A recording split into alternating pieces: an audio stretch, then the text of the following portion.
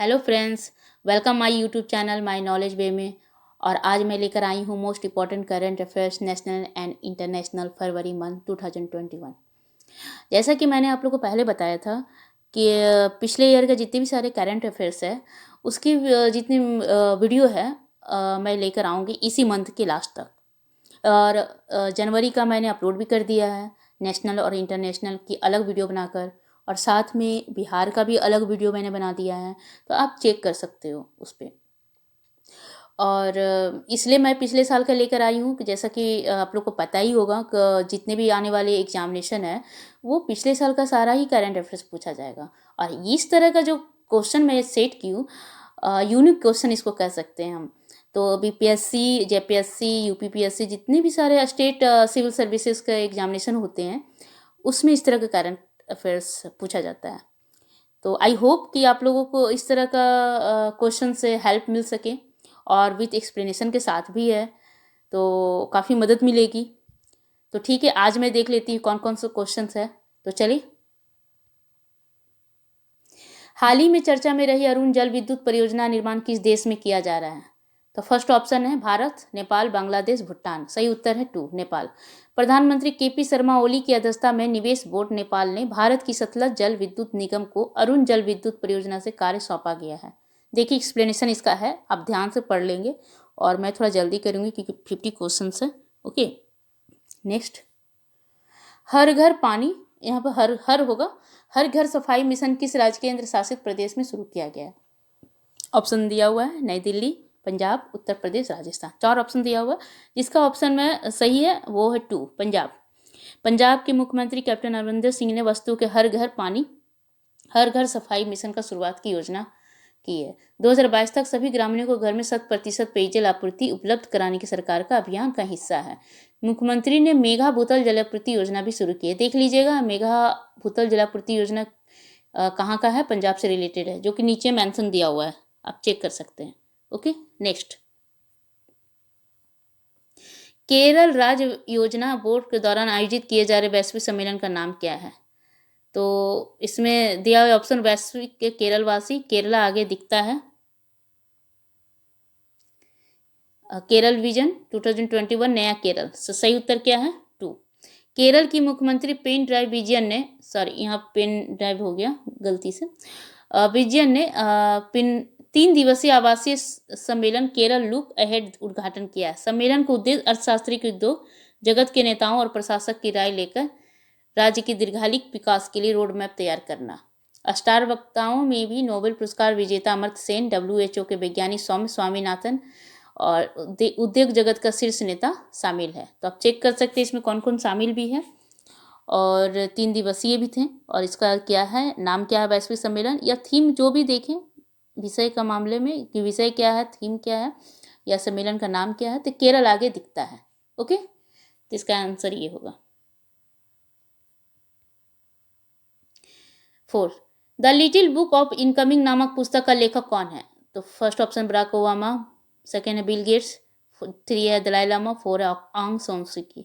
तो सही उत्तर है 3, Dalai Lama. The little book of incoming तिब्बती आध्यात्मिक नेता दलाई लामा द्वारा हाल ही में लिखी गई पुस्तक हाल ही में लिखी गई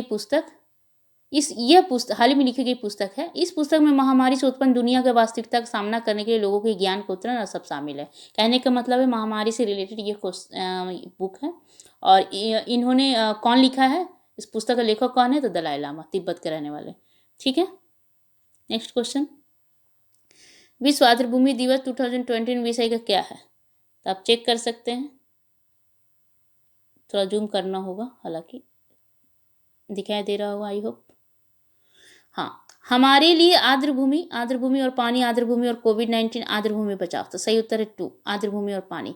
आर्द्रभूमि और पानी, इसकी भूमिका के बारे में जागरूकता पैदा करने के लिए हर साल 2 फरवरी को विश्व आर्द्रभूमि दिवस मनाया जाता है। इस वर्ष विश्व आर्द्रभूमि दिवस का थीम आर्द्रभूमि और जल है। इस वर्ष का थीम का मीठे पानी का स्रोत के रूप में आर्द्रभूमि के महत्व पर प्रकाश डालती है। यह लोगों और देशों को उन्हें बहाल करने के लिए कार्रवाई का भी प्रोत्साहित करता है। तो आप चेक कर सकते हैं, एक्सप्लेनेशन है, थोड़ी बहुत मिस्टेक हुई है वर्डिंग में, तो कोई बात नहीं, अगली बार ध्यान दिया जाएगा। ओपीसी का विस्तार क्या है, जिसे केंद्रीय बजट 2021-22 में देखा गया। ओपीसी केंद्रीय बजट में देखा गया है, तो आप समझ सकते हैं इस शब्द का मतलब क्या होता है। तो फर्स्ट ऑप्शन है पोर्ट काउंटर पर एक व्यक्ति की कंपनी, पोर्ट कंपनी पर जाने पर निजी कंपनी। ये इस तरीके से मतलब शब्द का अर्थ बताया गया है, तो उस अर्थ को आप ढूंढना है। तो सही उत्तर है 2, एक व्यक्ति की कंपनी। केंद्रीय बजट 2020 को रितेश का रितेश नहीं हुआ अनुसार सरकार व्यवसाय करने की आसानी को बढ़ावा देने के लिए एक व्यक्ति की कंपनी ओपीसी को शामिल करने के लिए प्रोत्साहित करेगी। ओपीसी क्या है, एक व्यक्ति का शॉर्ट फॉर्म है, तो याद रखेंगे। सरकार ने भारतीय नागरिकों के लिए उपस्थिति शुरू होने करने का समय सीमा 182 दिन से घटाकर 120 दिन कर दी है। यह कदम अनिवासी भारतीयों को भारत में ओपीसी को शामिल करने का अनुमति भी देता है। तो आप चेक कर सकते हैं। अल होल जो हाल ही में अपने शरणार्थी शिविर के लिए चर्चा में रहा, किस देश का एक शहर है। तो फर्स्ट ऑप्शन है इजराइल, सीरिया, चीन, चिली। तो सही उत्तर है 2। संयुक्त राज्य आतंकवाद विरोधी समूह ने विरोधी प्रमुख ने देशों से अल हॉल में एक विशाल शिविर में फंसे बच्चों को वापस लाने का आग्रह किया। छोड़े गए 27,000 बच्चों में से कई इस्लामिक स्टेट चरमपंथियों के बच्चे हैं। अल हॉल शिविर उत्तर पूर्वी सीरिया देश में शरणार्थी लोगों का सबसे बड़ा शिविर है। तो आप समझ सकते हैं अल होल क्या है। ओके, और कहाँ से संबंधित है, तो सीरिया से संबंधित है। बीसीसीआई इस साल रणजी ट्रॉफी का स्थान पर कौन सा टूर्नामेंट आयोजित करेगा। तो Anna Hazare trophy, Sachin trophy, Vijay Hazare trophy, सीमा राय ट्रॉफी। 4 ऑप्शन दिया हुआ है, चेक कर सकते हैं कौन सा सही है। तो सही उत्तर है 3, सचिन ट्रॉफी। तो बीसीसीआई ने प्रथम श्रेणी घरेलू टूर्नामेंट रणजी ट्रॉफी का स्थान पर विजय हजारे ट्रॉफी आयोजित करने का फैसला लिया है। बीसीसीआई ने कहा कि यह फैसला राज्य इकाइयों में बहुमत की इच्छा के अनुसार किया गया और इसके अलावा बीसीसीआई बिनू माकड़ ट्रॉफी के लिए भी अंडर 19 राशि का एक दिवसीय टूर्नामेंट और एक महिला राष्ट्रीय 50 ओवर टूर्नामेंट की मेजबानी करेगा। तो आप समझ सकते हैं, इसका एक्सप्लेनेशन मैंने दे दिया है अच्छा खासा, तो आप पढ़ सकते हैं। चौरी चौरा भारत के किस राज्य के केंद्र शासित प्रदेश में स्थित एक शहर है। तो आप ये तो बहुत इजी क्वेश्चन से बहुत ऐसे भी समझ सकते हैं कहाँ का है। तो उत्तर प्रदेश होगा, पंजाब, उत्तर प्रदेश, बिहार, पश्चिम बंगाल। सही उत्तर है बी। और इसका चौरी चौरा से मतलब क्या होगा, किससे संबंधित है। तो चौरी चौरा उत्तर प्रदेश राज्य में गोरखपुर के पास स्थित एक शहर है। प्रधानमंत्री नरेंद्र मोदी चौरी चौरा शताब्दी समारोह का उद्घाटन करेंगे। ऐतिहासिक चौरी चौरा घटना 5 फरवरी से 1922 को ब्रिटिश भारत का संयुक्त प्रांत चौरी चौरा शहर में हुई थी। पुलिस और स्वयंसेवकों में एक समूह के बीच झड़प के बाद पुलिस ने गोलियां चलाई और समूह ने थाने में आग लगा दी। इस घटना के बाद गांधी ने असहयोग आंदोलन भी वापस ले लिया था। तो आप चेक कर सकते हैं।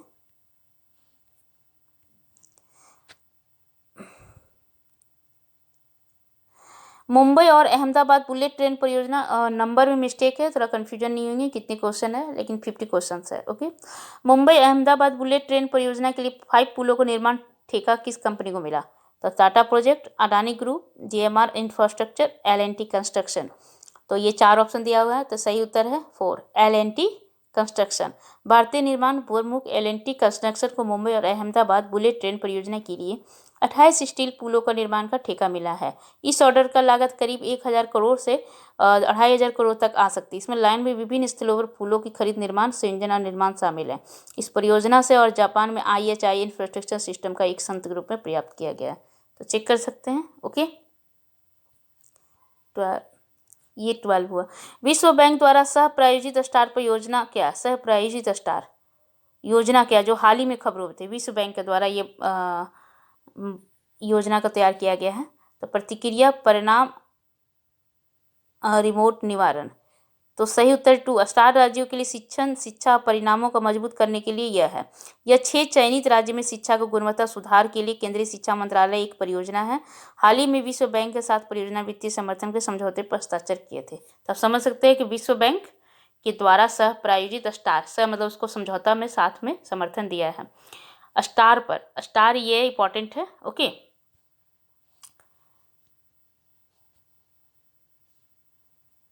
ये इंपॉर्टेंट स्टार। ओके,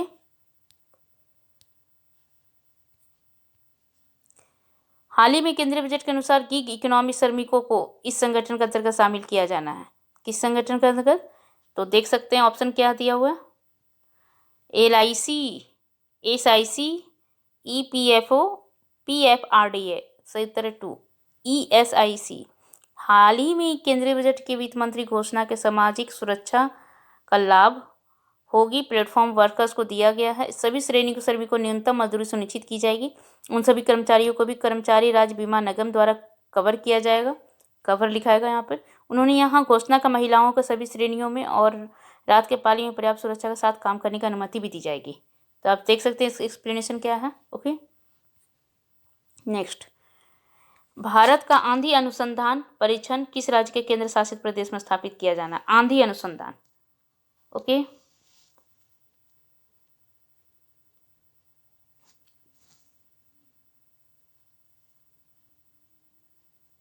देख सकते हैं तमिलनाडु, उड़ीसा, पश्चिम बंगाल, महाराष्ट्र। तमिलनाडु, उड़ीसा, पश्चिम बंगाल, महाराष्ट्र। भारत मौसम विज्ञान विभाग IMD की घोषणा है कि देश की पहला गरज ईसाक परीक्षण उड़ीसा का बालासोर में किया जाना है।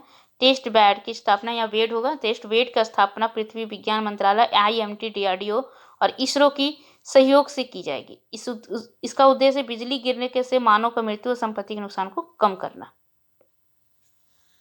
ओके, तो आप देख सकते कहाँ से इसका संबंधित है, तो उड़ीसा में आंधी अनुसंधान परीक्षण ये केंद्र स्थापित किया जा रहा है। केंद्रीय बजट 2021-22 के अनुसार छोटी कंपनियों पर लागू होने वाला चुकता पूंजी की नई सीमा क्या है? आप छोटी कंपनियों पे इस तरह के क्वेश्चन अक्सर BPSC में पूछा जाता है, जो कि बहुत सारे लोगों को पता भी रहता है, बहुत सारे लोगों को पता भी नहीं रहता है। तो ऑप्शन दे दिए, इसका ऑप्शन देखिए, 10 लाख रुपये, 1 करोड़ रुपये, 20 लाख रुपये, 2 करोड़ रुपये। सही उत्तर है 4। केंद्रीय बजट 2021-22 के अनुसार छोटी कंपनियों के लिए लागू की गई चुकता पूंजी की सीमा 50 लाख से अधिक नहीं और 2 करोड़ रुपये से अधिक नहीं संशोधित किया है। उनकी सीमा में वृद्धि 2 लाख से अधिक छोटी कंपनियों को लाभ होने की उम्मीद है और इससे उनके लिए विभिन्न अनुपालन का आवश्यकता का आसानी से होगी। मतलब जो भी नियम होंगे उनके अनुपालन भी इजी वे में हो जाएगा। ओके, 15वें वित्त आयोग का अध्यक्ष कौन है? तो आप इसका सिंपल है, NK सिंह है। भ्रष्टाचार धारणा CPI 2020 में भारत का रैंक क्या है? तो भ्रष्टाचार धारणा का देख लीजिए, 50वां, 75वां, 80वां, 86वां। सही उत्तर है 4। वर्ष 2020 के लिए भ्रष्टाचार धारणा सूचकांक CPI हाल ही में ट्रांसपेरेंसी इंटरनेशनल द्वारा जारी किया जाता है। तो आप देख सकते हैं इसको कौन जारी करता है? Transparency international. और सूचकांक देशों का रेट करने के लिए 0 से 100 पैमाने का उपयोग करता है, जहां 0 अत्यधिक भ्रष्ट है और 100 अत्यधिक बहुत साफ है। तो भारत में असम की सरकार 180, तो भारत से असम की सरकार 180 देशों में से 86वें स्थान प्राप्त किया। सॉरी, यहाँ असम नहीं होगा। ओके,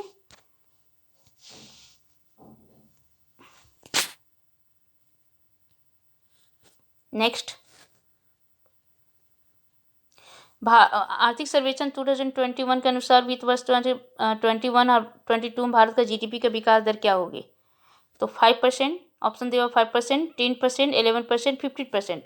ऑप्शन में दे दिए हैं। तो ये बहुत जानना जरूरी है क्योंकि भारत का GDP से रिलेटेड क्वेश्चन अक्सर पूछा जाता है, आर्थिक सर्वेक्षण से तो रहता ही है। तो आप इसका आंसर देख लें, आंसर 3 है, 11%। हाल ही में संसद के बजट सत्र में पेश किए गए आर्थिक सर्वेक्षण 2021 का सरकार ने वित्त वर्ष 21-22 के लिए देश की GDP विकास दर 11% आंकी है। कहने में आती है, इसको आंकी कहा जाता है, लिख सकते हैं।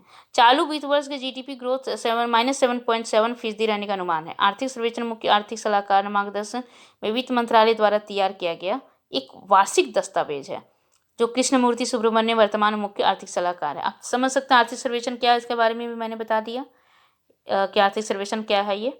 ओके, कि वित्त मंत्रालय द्वारा किया गया एक वार्षिक दस्तावेज है। ओके, नेक्स्ट, आत्मनिर्भर भारत पैकेज के तहत विनिर्माण क्षेत्र का शिक्षक वाली योजना किस केंद्रीय मंत्रालय द्वारा लागू की जानी है? तो भारी उद्योग मंत्रालय, बिजली मंत्रालय, वाणिज्य और उद्योग मंत्रालय, संचार मंत्रालय। सही उत्तर है 2, बिजली मंत्रालय।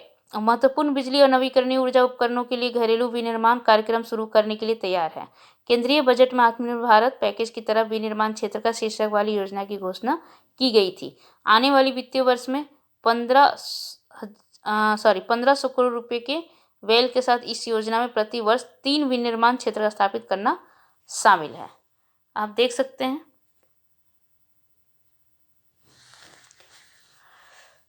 हिंदी है तो थोड़ी बहुत मिस्टेक हुई है, ओके कोई बात नहीं। आईसीएन रेट लिस्ट अनुसार फिशिंग कैट का वर्गीकरण क्या है? IUCN red list fishing cat सुने भी होंगे, बहुत लोग नहीं भी सुने होंगे, तो आप इसका देख लिया ऑप्शन क्या है। कम से कम चिंता, गंभीर रूप से लुप्त प्राय, कमजोर विलुप्त। इसका सही आंसर है 3 कमजोर। लोग लगा देंगे गंभीर रूप से लुप्त प्राय, बट क्या है कमजोर। फिशिंग कैट एक विशेष बिल्ली प्रजाति है जो आर्द्र भूमि और मैंग्रोव परिस्थिति के तंत्र में पाई जाती है। आईसीएन रेड लिस्ट के अनुसार बिल्ली की प्रजातियां कमजोर रूप से वर्गीकृत किया गया। फिशिंग कैट कंजक्शन लाइन्स नाम का एक टीम गठन किया गया जिसमें फिशिंग कैट का प्रजातियां संरक्षण के लिए संरक्षित करने के लिए काम करने वाले दुनिया भर का संरक्षणवादी शोधकर्ता और उत्साही शामिल है। कहने का मतलब है कि इसमें दुनिया भर के जितने भी शोधकर्ता हैं उत्साही है, जो इससे रिलेटेड एक्साइटमेंट है उनको कि प्रजातियों का संरक्षित करने के लिए जो काम करते हैं वो उनके नाम से एक फिशिंग कैट कंजर्वेशन अलायंस के नाम से एक टीम का गठन किया है। तो इनमें कौन कौन शामिल है तो बता ही दिए। संरक्षण दुनिया भर का जो संरक्षणवादी हैं, शोधकर्ता हैं, उत्साही है, ओके। और ये फिशिंग कैट क्या है तो एक बिल्ली की प्रजाति है। कहाँ रहती है? आर्द्रभूमि मैंग्रोव पारिस्थितिकी तंत्र में पाई जाती है, ओके। नेक्स्ट क्वेश्चन, किस अंतर्राष्ट्रीय संगठन ने रीस्टोरिंग क्रॉस बॉर्डर मोबिलिटी पर कार्यक्रम का आयोजित किया है? तब देख सकते हैं ऑप्शन क्या है। संयुक्त राष्ट्र, विश्व आर्थिक मंच, विश्व बैंक, विश्व व्यापार संगठन। सही उत्तर 2। केंद्रीय स्वास्थ्य और परिवार कल्याण मंत्री ने वीडियो कॉन्फ्रेंस के माध्यम से क्रॉस बॉर्डर मोबिलिटी को बहाल करने का कार्यक्रम को संबोधित किया है। यह कार्यक्रम वर्ल्ड इकोनॉमिक फोरम को कॉमन ट्रस्ट नेटवर्क द्वारा आयोजित किया गया था ताकि सीमाओं को फिर से खोलने और आवश्यक यात्रा पर्यटन और वाणी को एक सुरक्षित और टिकाऊ तरीके से सक्षम करने के लिए आवश्यक नीतियां और साझेदारी पर चर्चा की जा सके। तो आप समझ सकते हैं रिस्टोरिंग क्रॉस बॉर्डर मोबिलिटी पे कार्यक्रम आयोजित किया है, तो क्या आंसर होगा? कौन किया है आयोजित? तो विश्व आर्थिक मंच अंतरराष्ट्रीय संगठन ने, ओके।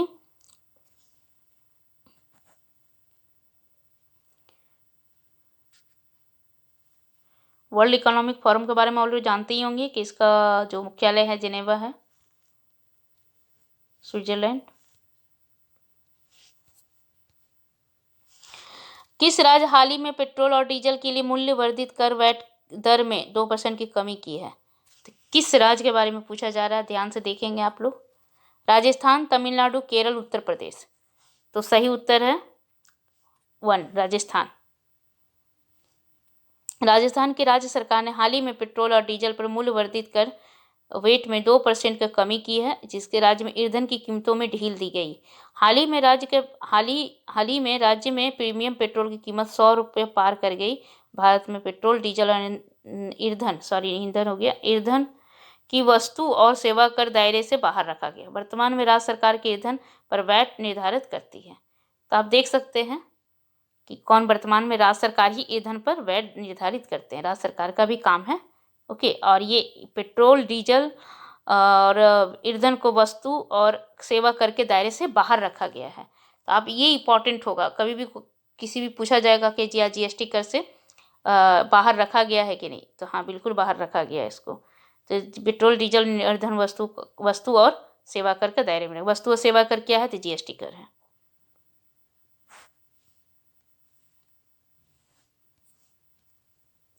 इस संगठन का जलवायु जोखिम सूचकांक CRI 2021 जारी किया है। तो कौन संगठन दिया है? इस संगठन मतलब कौन संगठन जलवायु जोखिम सूचकांक जारी करता है? CRI उसका फुल शॉर्ट फॉर्म है। तो German watch, UNFCCC, WHO, FAO। सही उत्तर 1 जर्मन वॉच। जर्मनी स्थित थिंक टैंक जर्मन वॉच ने हाल ही में क्लाइमेट रिस्क इंडेक्स CRI 2021 जारी किया है। इंडेक्स देशों के जलवायु जोखिम के प्रति उनकी भेद्यता अनुसार घातक और आर्थिक नुकसान दोनों के मामले में रैंक करता है। आप देख सकते हैं क्या है, मतलब भेद है, ये भेदभाव की जो बात बोलते हैं, भेदभाव के अनुसार घातक और आर्थिक नुकसान दोनों के मामले में रैंक जारी करता है। रिपोर्ट के अनुसार भारत के साथ सबसे खराब है। भारत 7 देशों में सबसे खराब है। वर्ष 2019 में चरम मौसम की घटनाओं के कारण प्रभावित देश माना गया है। किसको माना गया है? क्योंकि 2019 में काफ़ी मौसम घटनाएं हुई है भारत में और सबसे खराब है। तो इन सब चीज़ों को देखकर रिपोर्ट जारी करते हैं। कौन जारी करते हैं? तो ये जर्मन वॉच जारी करते हैं। ये थिंक टैंक जर्मन वॉच है। ओके, नेक्स्ट, राष्ट्रीय स्वास्थ्य प्राधिकरण के नए मुख्य कार्यकारी के रूप में किसे नियुक्त किया गया है? एनएचए है। तो आप देख सकते हैं इसका, एनएस विश्वनाथन, आरएस शर्मा, तरुण गोगोई, बीपीएक कानूनगो। सही उत्तर है 2, आरएस शर्मा। भारतीय दूरसंचार नियामक प्राधिकरण ट्राई के पूर्व अध्यक्ष आरएस शर्मा को राष्ट्रीय स्वास्थ्य प्राधिकरण एनएससी के नए मुख्य कार्यकारी के रूप में नियुक्त किया गया है। इन्हें अपने 3 साल के कार्यकाल के बाद इंदु भूषण की जगह लेनी है। एनएचआरसी स्वास्थ्य बीमा योजना, आयुष्मान भारत, प्रधानमंत्री जन आरोग्य योजना लागू करने के लिए जिम्मेदार है। शर्मा को, केपी शर्मा को भी प्लेटफॉर्म पर भी एक अधिकार प्राप्त समिति का अध्यक्ष भी है। ओके, तब चेक कर सकते हैं इसका जो एक्सप्लेनेशन थोड़ा बड़ा हो गया।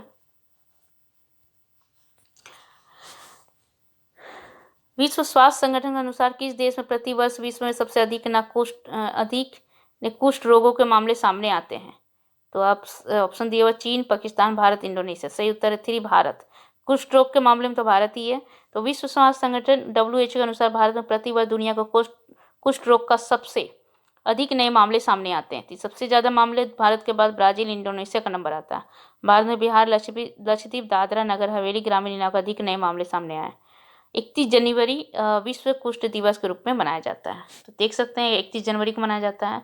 मैंने एक्सप्लेनेशन इसलिए दिया है कि कुछ एक्स्ट्रा आप लोगों का इसी क्वेश्चन से रिलेटेड जितने भी सारे नॉलेज है, जितने भी सारे एक्स्ट्रा आप लोगों को ज्ञान चाहिए, तो वो मैंने ऐड कर दिया है। ओके, एक्सप्लेनेशन में ही। बजट 2021-22 अनुसार चालू वित्त वर्ष के लिए अनुमानित वित्तीय घाटा क्या है? अब यहाँ वित्तीय घाटा पूछा जा रहा है। चालू वित्त वर्ष के लिए जो अनुमान लगाया गया वित्तीय घाटा क्या है 2021-22 का? तो सही उत्तर है 1। देख सकते हैं 9.5, 7.0, 4.0, 2.0। तो सही उत्तर क्या है 1, 9.5। केंद्रीय वित्त मंत्री द्वारा प्रस्तुत नवीनतम बजट के अनुसार चालू वित्त वर्ष के लिए हमारी अर्थव्यवस्था का राजकोषीय घाटा सकल घरेलू उत्पाद का 9.5 अनुमानित है। वित्त वर्ष 2021 के लिए जीडीपी 6.8 रहने का उम्मीद है। अगले वित्त वर्ष 2021 के लिए बेल का बजट अनुमान 34.83 लाख करोड़ रुपया। कहने का मतलब है इतना है अनुमान। तो देख सकते हैं आप इसका। हाल ही में केंद्रीय घोषित मित्रा योजना किस क्षेत्र से संबंधित है? तो कृषि, कपड़ा, बैंकिंग, एमएमई। सही उत्तर है 2, कपड़ा। केंद्रीय बजट 2021-22 में वित्त मंत्री निर्मला सीतारमण ने मेगा इन्वेस्टमेंट टेक्सटाइल पार्क का एक योजना घोषणा की, जिसमें मित्रों के नाम से जाना जाता है। योजना प्रोडक्शन लिंक्ड इंसेंटिव PLI योजना अलावा शुरू की गई है। इसका उद्देश्य उद्योग का प्रतिस्पर्धा बनाने का और मदद करने का और निवेश में आकर्षित करने का, रोजगार सृजन का बढ़ावा देने का। अभी तक इस योजना के तहत लगभग 3 वर्षों में 7 टेक्सटाइल पार्क स्थापित किए जाएंगे। तो अभी तक से 3 वर्ष, मतलब आने वाले जो 2 वर्ष है, 2022 इन कर गया है, तो 2 वर्ष ही बचा क्योंकि 21 का है। तो 7 टेक्सटाइल पार्क स्थापित किए जाएंगे इसके अनुसार। ओके, मित्रा योजना। आसियान भारत के हैकथॉन किस केंद्रीय मंत्रालय द्वारा शुरू की गई एक पहल है? आसियान भारत हैकथॉन, ठीक है, एक पहल है। तो क्या है, कहाँ, किस किस द्वारा शुरू की गई है? तो आप देख सकते हैं ऑप्शन दिया हुआ है विदेश मंत्रालय, शिक्षा मंत्रालय, संस्कृति मंत्रालय, विज्ञान और प्रौद्योगिकी मंत्रालय। सही उत्तर क्या है? शिक्षा मंत्रालय 2। सही उत्तर क्या है 2, शिक्षा मंत्रालय। तो भारत हैकथॉन केंद्रीय शिक्षा मंत्रालय द्वारा की गई एक पहल में इस वर्ष का संस्करण उद्घाटन किया गया है। तो 1 से 3 फरवरी 2021 को ऑनलाइन आयोजित किया जा रहा है। यह आयोजन भारत और सभी 10 आसियान देशों को शिक्षा, विज्ञान, प्रौद्योगिकी क्षेत्र से सहयोग करने में सक्षम बनाता है। इस योजना के तहत देश में अपनी आर्थिक संस्कृति संबंधों को भी पुनर्जीवित करते हैं और इस वर्ष का उनका व्यापक थीम है नीली अर्थव्यवस्था और शिक्षा। देखिएगा, ये जो है इम्पोर्टेंट है, ये थीम है। ओके, ये जो थीम है तब चेक कर सकते हैं। और ये पहल है किसके द्वारा की गई? शिक्षा मंत्रालय के द्वारा, आसियान भारत हैकथॉन। भारत का सर्वाधिक निकाय NCPCR में आर का क्या अर्थ है? देखिए, ये ही मैंने हिंदी में लिख दिया है। तो हाँ, मेरा टाइपिंग का कोई ऐसा सुविधा नहीं है, मैं हिंदी से ही टाइपिंग कर रही हूँ, तो थोड़ा बहुत प्रॉब्लम हो रही है। मैंने गूगल से भी बहुत हेल्प ली है, गूगल टाइपिंग, गूगल से बोलकर भी, तो उससे भी थोड़ा बहुत मिस्टेक हुई एक दो जगह, तो मैं आगे देखकर मैं सुधार कर लूँगी। ओके, तो 29 देख ले। ऑप्शन हुआ है सुधार, फर्स्ट ऑप्शन है सुधार, दूसरा ऑप्शन है प्रतिक्रिया, अधिकारी, रिमोट। तो सही उत्तर क्या है? भारत का सर्वोच्च अधिकार निकाय एनसीपीसीएल बाल अधिकार संरक्षण आयोग ने बाल श्रम उन्मूलन के लिए 50 धार्मिक स्थानों की पहचान की है। इन जगहों का अयोध्या, श्री राम जन्मभूमि, आगरा के ताजमहल शामिल है। तो इसका आर का मतलब क्या हुआ? रिमोट, 4। ये एक रिमोट है, मतलब 4 है, इसका आंसर 4 है।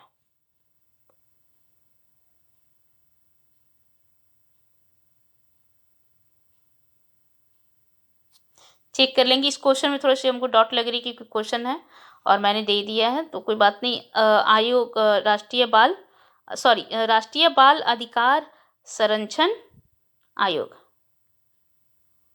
ओके,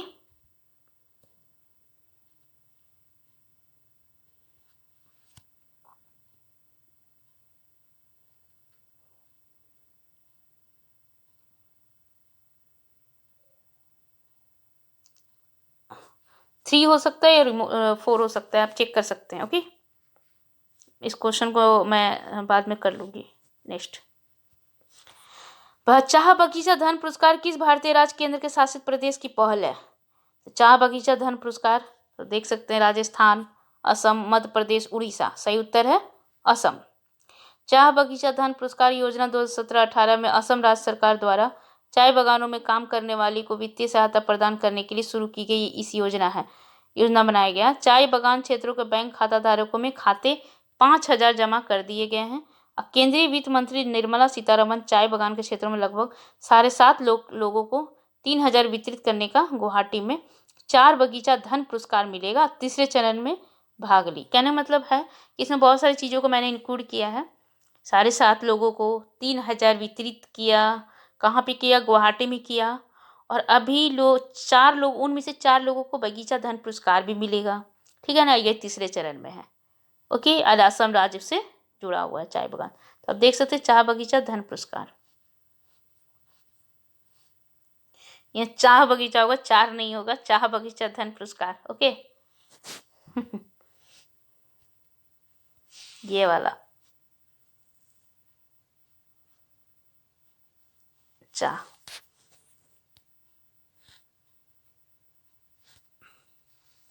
नेक्स्ट है 1.75 लाभार्थियों को पार करने वाली प्रधानमंत्री मातृ वंदना योजना किस केंद्रीय मंत्रालय के तहत की योजना है? तो फर्स्ट ऑप्शन है स्वास्थ्य परिवार कल्याण, महिला और बाल विकास, सामाजिक न्याय और अधिकारिता मंत्रालय, कानून और न्याय मंत्रालय। तो सही उत्तर है महिला एवं बाल विकास मंत्रालय, ये सेकंड है। ओके, प्रधानमंत्री मातृ वंदना योजना महिला बाल विकास मंत्रालय के तहत एक योजना है। इसे वर्ष 2016 में लॉन्च किया गया था। इस योजना के तहत गर्भवती महिलाओं और स्तनपान कराने वाली माताओं अपनी पहले बच्चे के जन्म पे 3 किस्तों में 5,000 मिलते हैं। अब मंत्रालय हाल ही में घोषणा भी की थी कि इस योजना में 2020 तक 5 करोड़ से अधिक लाभार्थी महिलाओं को पार कर लिया है। तो आप देख सकते, क्वेश्चन पूछा जा सकता है इसे, है ना। कॉर्पोरेट एक्सेलेंस के लिए इकोनॉमिक टाइम्स अवार्ड्स में business reformer of the year award किसने जीता है? तो first option Urjit Patel, second option है रघुराम राजन, थर्ड है शक्तिकांत दास और फोर्थ है अमिताभ पंत। सही उत्तर है शक्तिकांत दास। इस वर्ष के कॉर्पोरेट उत्कृष्टता के लिए काफ़ी टाइम से अवार्ड में आरबीआई गवर्नर शक्तिकांत ने वर्ष में व्यवसाय को सुधारक जीता है। और जूरी नेतृत्व में अल्फाबेट के सीईओ सुंदर पिचाई ने किया। Life time achievement award HDFC bank पूर्व एमडी आदित्य पुरी ने जीता था। एंटरप्रेन्योर ऑफ द ईयर पुरस्कार आधार पूनावाला जीता है। ओके, तो उत्कृष्टता के लिए काफ़ी टाइम से आरबीआई गवर्नर शक्तिकांत दास ने अपने व्यवसाय में सुधार के काम किए हैं, इसलिए उनको क्या मिला है? उनको क्या मिला? शक्तिकांत दास जी को economic times award reformer of the year award, कहने मतलब business reformer of the year award. Okay, याद रखेंगे। किस भारतीय हवाई अड्डे को एयरपोर्ट काउंसिल इंटरनेशनल से विश्व का वॉइस ऑफ द कस्टमर पुरस्कार मिला है? हवाई अड्डा, तो कौन सी हवाई अड्डा को मिला है? चेक कर सकते हैं। कोचीन अंतर्राष्ट्रीय हवाई अड्डे, दिल्ली अंतर्राष्ट्रीय हवाई अड्डे, बेंगलुरु अंतर्राष्ट्रीय हवाई अड्डे, चेन्नई अंतर्राष्ट्रीय हवाई अड्डे। तो सही उत्तर है 2 सॉरी अंतर्राष्ट्रीय हवाई अड्डे।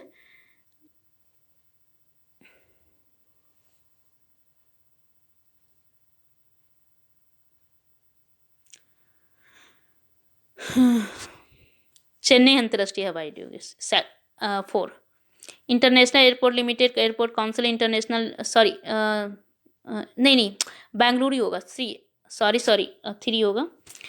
सही उत्तर 3 अंतर्राष्ट्रीय हवाई अड्डे, international airport limited, airport council international voice of the customer पुरस्कार जीता है।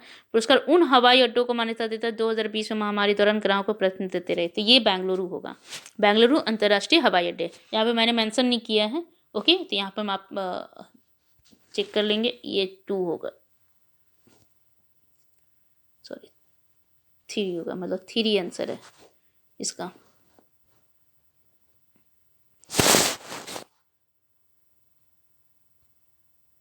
नेक्स्ट, हाल ही में 10,000 का गठन और संवर्धन एक तरह की योजना है, इस नाम का है, ठीक है ना, कंफ्यूजन मत होइएगा। 10,000 का गठन और संवर्धन किस श्रेणी की योजना से संबंधित है?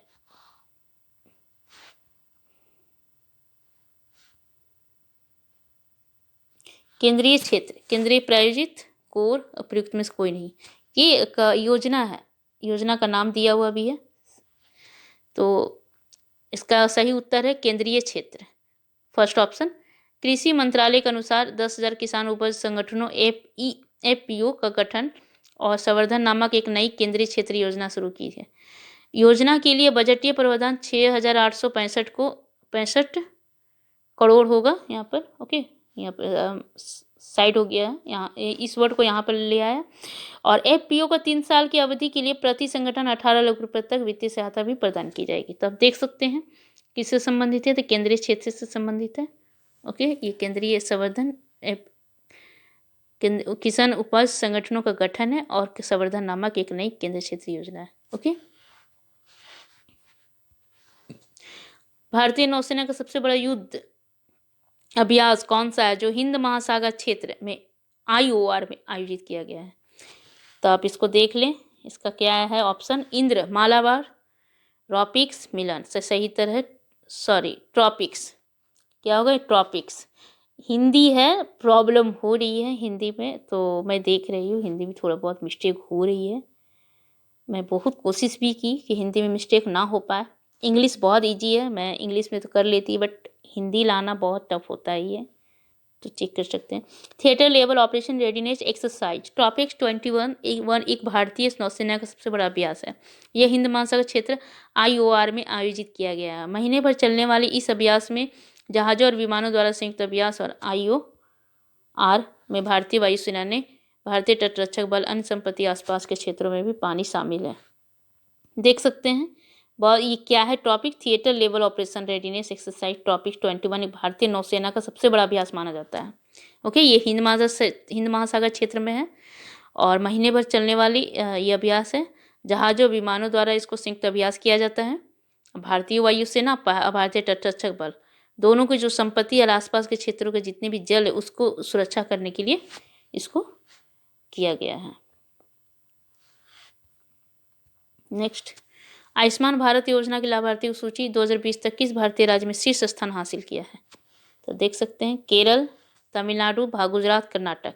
तो आंसर क्या होगा, सही उत्तर 2 तमिलनाडु। स्वास्थ्य मंत्रालय द्वारा प्रदान की गई जानकारी के अनुसार तमिलनाडु 2018 से लगभग 25.56 लाख लोगों को 340.5 किलो रुपये के इलाज कराने के लिए लाभार्थियों की सूची में सबसे ऊपर है और तमिलनाडु के बाद आंध्र प्रदेश और गुजरात स्थान है। यह योजना का उद्देश्य गरीब परिवार प्रति वर्ष 5 लाख तक स्वास्थ्य बीमा कवर प्रदान करना है। तो आप चेक कर सकते हैं इसका आंसर क्या है, तमिलनाडु। बायो एशिया किस भारतीय का बायो एशिया किस, यहाँ डबल हो चुकी है थोड़ा वर्ड मिस्टेक से। बायो एशिया किस भारतीय राज्य केंद्र शासित प्रदेश द्वारा आयोजित एक प्रमुख शिखर सम्मेलन है? तो फर्स्ट ऑप्शन आंध्र प्रदेश, दूसरा तेलंगाना, तीसरा गुजरात, फोर्थ तमिलनाडु। सही उत्तर है 2 तेलंगाना। बायो एशिया तेलंगाना राज्य द्वारा आयोजित एक प्रमुख शिखर सम्मेलन है। यह एक वैश्विक शिखर सम्मेलन है जो विभिन्न क्षेत्रों में वैज्ञानिक और व्यवसायिक जीवन विज्ञान विशेष ध्यान देने का एक साथ जुट करता है। बायो एशिया का 18 संस्करण 22 और 23 फरवरी 2021 के दौरान आयोजित होने वाला है। इस शिखर सम्मेलन के विषय में मूव द नीडल, इसका विषय क्या है? Move the needle. इस कोविड-19 वैश्विक स्वास्थ्य फॉर्म में टेक पर ध्यान देने की केंद्रित भी किया गया फॉर्म से। ओके, फॉर्म मेडटेक, विश्व स्वास्थ्य का जो फॉर्मा होता है उसको मेडटेक पर ध्यान देने की केंद्रित किया गया है। किस देश ने विश्व दलहन दिवस मनाने का प्रस्ताव रखा है? तो देख सकते हैं Chile, Burkina Faso, Niger, Benin. इसका क्या है? तो सही उत्तर है बुर्किना फासो। तो संयुक्त राष्ट्र महासभा ने 2016 में अंतर्राष्ट्रीय दलहन वर्ष के रूप में अपनाया है। अब बुर्किना फासो पश्चिम अफ्रीका में एक भूमि से घिरे देश ने विश्व दलहन दिवस का पालन प्रस्ताव रखा। 10 फरवरी 2019 को विश्व दलहन दिवस के रूप में घोषित किया गया था। इसका उद्देश्य दुनिया भर में दालों के प्रति जागरूकता और पहुंच बढ़ाना और दालों को वैश्विक भोजन के रूप में मान्यता देना। 2021 का थीम है आई लव पल्स, देख सकते हैं। किस नेता ने पुण्यतिथि को समर्पण दिवस के रूप में मनाया जाता है? महात्मा गांधी, पंडित दीनदयाल उपाध्याय, सरदार वल्लभ भाई पटेल, अटल बिहारी वाजपेयी। सही उत्तर है 2, पंडित दीनदयाल उपाध्याय। पंडित दीनदयाल उपाध्याय पुण्यतिथि 11 फरवरी को हाल ही में समर्पण दिवस के रूप में मनाया गया है। वो भारतीय जनसंघ का संस्थापक और भाजपा के अग्रदूत थे। स्वतंत्र पूर्व समय के दौरान उन्होंने राष्ट्र धर्म नामक एक मासिक प्रकाशन शुरू भी किया और 11 फरवरी 1968 उनकी हत्या भी कर दी थी। ओके, इसलिए 11 फरवरी को समर्पण दिवस मनाया जाता है। हाल ही में चर्चा में रहा ओलंपस मंस सबसे बड़ा सौरमंडल का किस शब्द से संबंधित है? ओलंपस मंस तो शायद आप लोग सुने भी होंगे, ज्योग्राफी से रिलेटेड है। ज्वालामुखी, क्रेटर, क्षुद्रग्रह, झील। आप यहाँ पर चेक कर सकते हैं किसी किसी जगह पर जो हिंदी है थोड़ा सा मिस्टेक हुई है शब्द से, क्योंकि मैं गूगल से टाइपिंग कर रही हूँ ओके बोलकर, इसलिए थोड़ा सा प्रॉब्लम हो रही है मुझे। तो सही उत्तर है ज्वालामुखी। ओलंपस मंस मंगल ग्रह में मौजूद सौरमंडल का सबसे बड़ा ज्वालामुखी है। ये एक बड़ा ढाल वाला ज्वालामुखी है जो समुद्र तल से माउंट एवरेस्ट की ऊंचाई में 2 गुना अधिक है।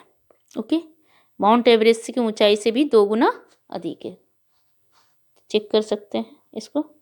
हाल ही में चर्चा में रही विरासत गलियारा परियोजना किस राज्य में संबंधित है? विरासत गलियारा परियोजना देख सकते हैं, तो क्या से संबंधित है भाई?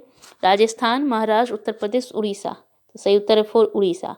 जगन्नाथ मंदिर प्रबंधन समिति ने हाल ही में 800 करोड़ रुपए का हेरिटेज कॉरिडोर परियोजना मंजूरी दी है। इस परियोजना का उद्देश्य मंदिर और आसपास के क्षेत्रों में सुधार और पुनर्वास करना है। भगवान जगन्नाथ मंदिर उड़ीसा का पुरी में स्थित 12वीं शताब्दी एक महत्वपूर्ण मंदिर है। मंदिर का निर्माण का भवन राजा अनंत वर्मन चोल गंगा ने करवाया था। ओके, नेक्स्ट, भारतीय पशु कल्याण बोर्ड द्वारा 2021 के लिए प्राणी मित्र पुरस्कार किसने जीता? प्राणी मित्र पुरस्कार है जो पशु से रिलेटेड है। ओके, ये किसने जीता है? तो ऑप्शन दिया हुआ है क्यूड्रे भास्करन, एस चिन्नी कृष्णा, गौरी मौलिकी, अंजलि गोपाल। सही उत्तर है एस चिन्नी Krishna. Blue cross of India के संस्थापक एस चिन्नी कृष्णा को भारतीय पशु कल्याण बोर्ड द्वारा 2021 के प्रतिष्ठित प्राणी मित्र पुरस्कार से सम्मानित किया गया है। ओके, केंद्रीय मत्स्य पालन पशुपालन डेयरी मंत्री गिरिराज सिंह ने नई दिल्ली में श्री कृष्ण जनवरी को जानवरों को उनकी आजीवन सेवा के लिए पुरस्कार प्रदान किया है। यह पशु कल्याण के लिए देश का सर्वोच्च पुरस्कार है। कहने में पशु कल्याण से संबंधित है ये, तो देश का सर्वोच्च पुरस्कार माना गया पशु कल्याण से संबंधित। ओके, कौन सा देश नाविडेक्स 21 का मेजबानी देश करता है? सॉरी, कौन वहाँ पर मिस्टेक हो गई है।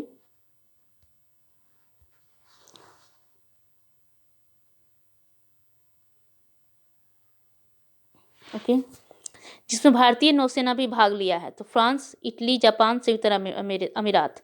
तो सही उत्तर है 4 संयुक्त अरब अमीरात। वार्षिक नौसेना रक्षा और समुद्री सुरक्षा प्रदर्शनी APDEX और IDEX सहकर्मी रात में कहने का मतलब है नैवडेक्स और आईडेक्स सहकर्मी रात में निर्धारित किया गया भारतीय नौसेना जहाज प्रलय 20 फरवरी से 25 फरवरी तक अभ्यास में भाग लेने का संयुक्त अरब अमीरात का अबू धाबी पहुंचा है। ठीक है, ये रात में निर्धारित किया गया भारतीय नौसेना का एक अभ्यास है जो कि 20 फरवरी से 25 फरवरी तक का अभ्यास में भाग लेंगे। कौन करेंगे? संयुक्त अरब अमीरात का अबू धाबी पहुंचा। आइस प्रलय स्वदेश का निर्मित प्रबल क्लास का मिसाइल वेसल्स का दूसरा जहाज है। जो ये प्रलय हम लोगों को जो निर्माण किया गया स्वदेश अपने देश में, ये प्रबल क्लास का बहुत हाई क्लास का मिसाइल है जो वेसल्स का दूसरा जहाज माना जाता है, वेसल्स का। तो इसका मतलब वेसल से ही हेल्प लिया गया है। ओके,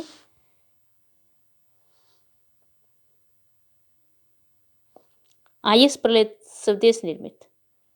ओके, तो चेक कर सकते हैं, याद रखेंगे। प्रलय के बारे में पूछा जा सकता है आप लोगों को, क्या है?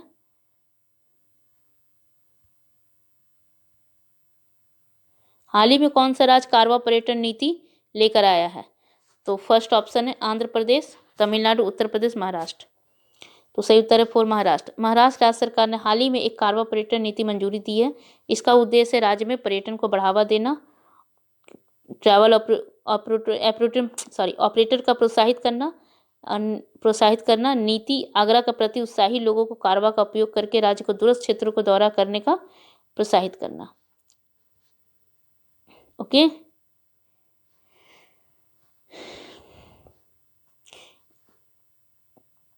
तो देख सकते हैं इसका आंसर एक्सप्लेनेशन मैंने दिया। कारवा पर्यटन नीति कहाँ से संबंधित है? महाराष्ट्र से संबंधित है।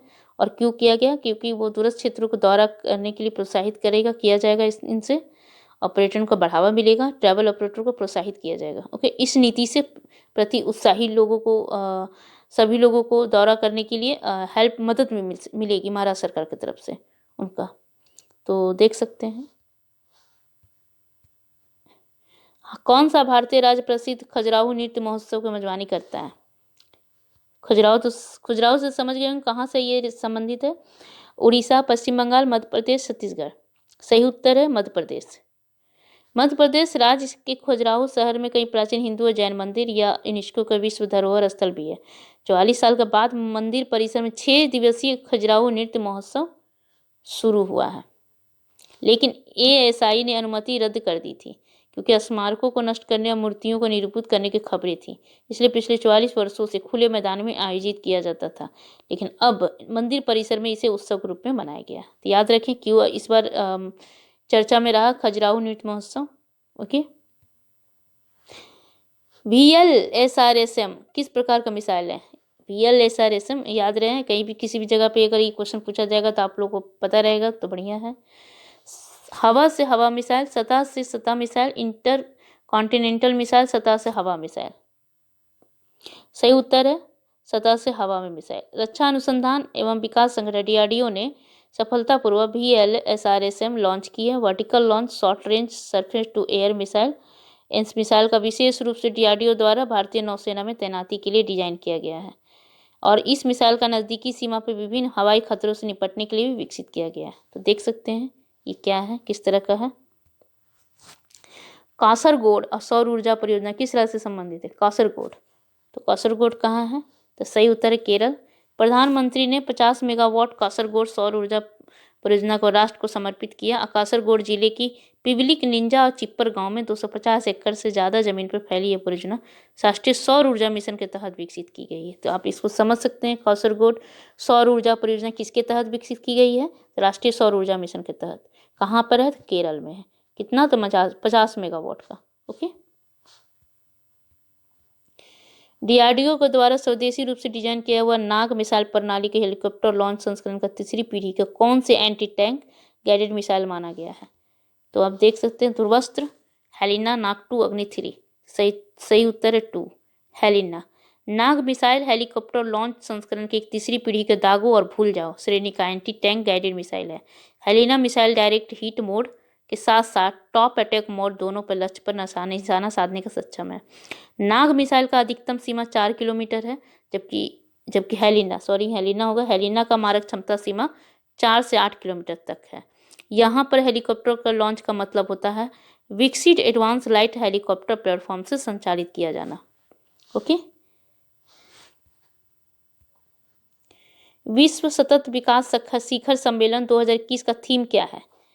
तो आप देख सकते हैं, स्वच्छ ऊर्जा, अनुकूलन, प्रकृति आधारित समाधान, लचीलापन, सुरक्षित प्रकृति, सभी के लिए समाधान, हमारे समान भविष्य को पुनर्परिभाषित करना, सभी के लिए सुरक्षित और संरक्षित वातावरण, उपयुक्त में से कोई नहीं। सही उत्तर 3। ऊर्जा और संसाधन संस्थान का प्रमुख कार्यक्रम विश्व सतत विकास शिखर सम्मेलन का 20वां संस्करण 10 से 12 फरवरी 2021 तक ऑनलाइन माध्यम से आयोजित किया गया, जिसके विषय हमारे समान भविष्य पुनः परिभाषित करना, सभी के लिए सुरक्षित और संरक्षित वातावरण। ओके, नेक्स्ट, विज्ञान एवं प्रौद्योगिकी मंत्रालय द्वारा भारत में मिशन इनोवेशन कब मनाया जाता है? मिशन इनोवेशन, तो याद रखिएगा मिशन इनोवेशन से संबंधित है 10 फरवरी, 11 फरवरी, 19 फरवरी, 22 फरवरी। सही उत्तर है 4, 22 फरवरी। विज्ञान एवं प्रौद्योगिकी मंत्रालय अनुसार मिशन इनोवेशन में अपना भूमिका निभाए और मिशन इनोवेशन स्वच्छ ऊर्जा नवाचार में तेजी लाने के लिए 24 देश है यूरोपीय आयोग का एक वैश्विक पहल है। ओके, क्या है ये? एक वैश्विक पहल है जो 24 देश यूरोपीय आयोग ने मिलकर कर रहा है। ये मिशन इनोवेशन, जिसके देखा जाए तो इनोवेशन रैंक के मामले में बेंगलोर फर्स्ट में आता है, अब चेक कर सकते हैं। ओके, तो इतना ही क्वेश्चन है फ्रेंड्स। मुझे पता है कि आप लोगों को छोटी बहुत मिस्टेक नज़र आई है हिंदी में, और हिंदी जो शब्द है उससे थोड़ी सी मिस्टेक हुई है टाइपिंग में, और थोड़ा मैं गूगल से भी हेल्प लेती हूँ, उससे भी थोड़ी सी हो गई है प्रॉब्लम। तो अगली बार मैं ध्यान दूंगी, जो भी मैं लाऊंगी बढ़िया से लाऊंगी, और आप इसे पढ़ते रहें रिवीजन के तौर पर, आप लोगों को हेल्प बहुत मिलेगी। ओके, और पिछला वीडियो भी देख लीजिएगा, और अगर आप लोगों को पसंद आई हो तो बिल्कुल लाइक ज़रूर करें, सब्सक्राइब कर लें और थोड़ा शेयर करें। तो ओके फ्रेंड्स, थैंक यू।